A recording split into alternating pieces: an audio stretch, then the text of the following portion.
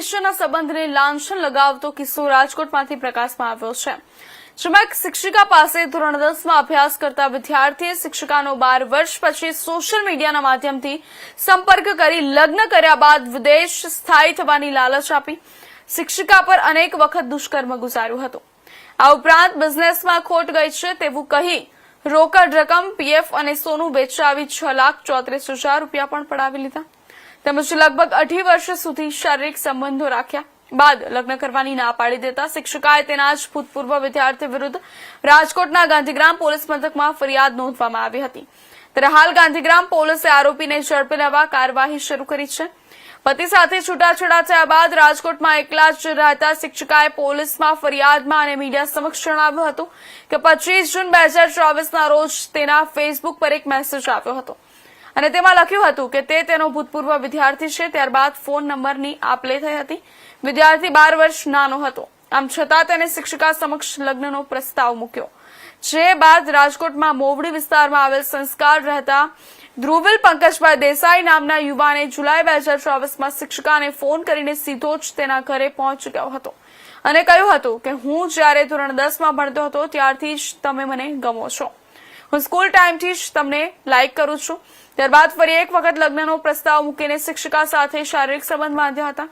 જાન્યુઆરી 2025માં શિક્ષિકાના માતાને પણ મળીને હું શિક્ષિકા સાથે લગ્ન કરવા માંગુ છું અને અમે લગ્ન બાદ ઓસ્ટ્રેલિયા સ્થાયી થઈ જશું તેવી વાત કરી હતી। ત્યારબાદ લગભગ આરોપી ધ્રુવલ શિક્ષિકાના ઘરે આવતો જતો હતો અને લગ્ન કરી જ લેવાના છે, તેથી શિક્ષિકા પણ તેમની સાથે પત્નીની જેમ રહેવા લાગી હતી। વધુમાં નવેમ્બર 2025માં બંને થાઈલેન્ડ પણ ફરવા ગયા હતા અને 4 જ્યોતિર્લિંગની યાત્રા પણ કરી હતી।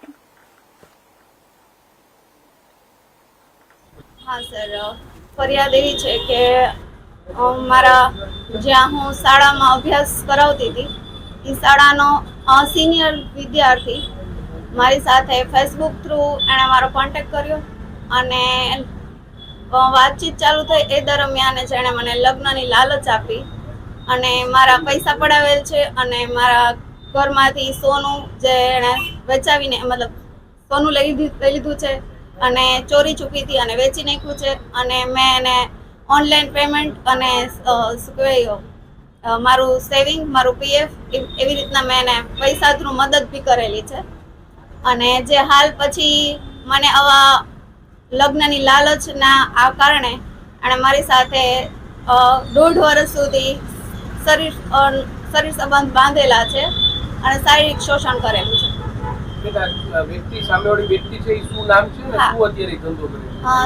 સર, એમનું નામ છે ધ્રુવલ પંકજભાઈ દેસાઈ। હાલ અમૂલ પાર્લરનું શોપ છે, અમૂલ પાર્લરની એમને। કઈ રીતે બેન કોન્ટેક્ટ કર્યો તો આપને અને શું કહેશો? હા સર, એકચ્યુઅલી મેં કીધું એમ જ કે મારી શાળામાં ત્યાં સિનિયરમાં સ્ટુડન્ટ હતા, ત્યાં અભ્યાસ કરતા હતા અને એના થકી અમે લોકો ફેસબુક ફ્રેન્ડ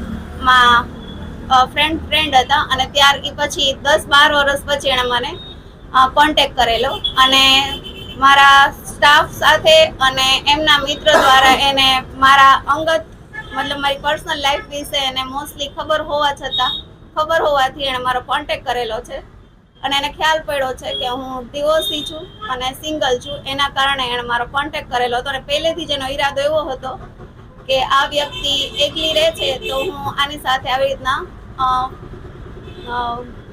આગળ રિલેશન વધારું।